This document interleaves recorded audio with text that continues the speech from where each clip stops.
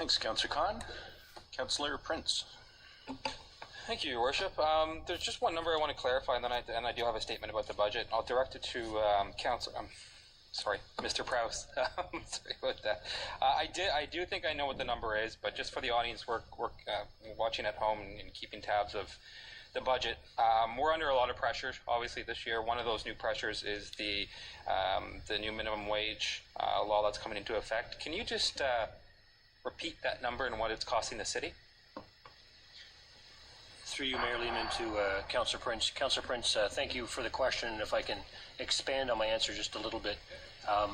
When we refer to the Minimum Wage Act, we are talking about Bill 148, and I know many in the public see it just as a change in the minimum wage. A large employer, which the City of Barrie is, Bill 148 reflects more than just a change in the minimum wage.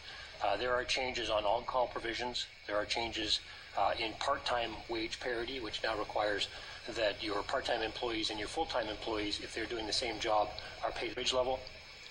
There are enhancements to your leave program, where in addition to a very free policy on taking leave, the employer is now required to pay the first 2 days of that leave that is taken. So there's a number of changes, and I know the public refer to it as the Minimum Wage Act. In fact, it is very far-reaching.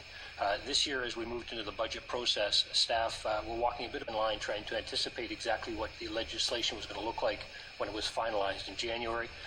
In your budget binder, you'll see that under Bill 148, your staff have included $645,000 in additional costs for 2018, Councillor Prince.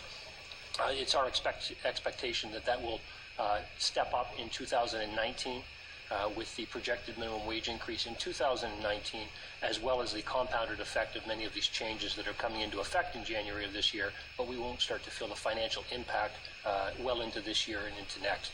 So those are some of the challenges, and I would add that in addition to the $645,000 directly related to city services, we had to go back, and as part of the budget staff report, we had to request another approximately $120,000 related to security services for our facilities across the city. As you can imagine, the security services typically are right around the minimum wage payers, and because of the change in legislation, they had to come back to their customers as part of the provision of their agreements and request additional funding so that they could continue to pay their employees to help protect our facilities. So the net was $645,000 plus about $120,000 through one of our service providers. Thank you, Mr. Prowse. It's a conversation that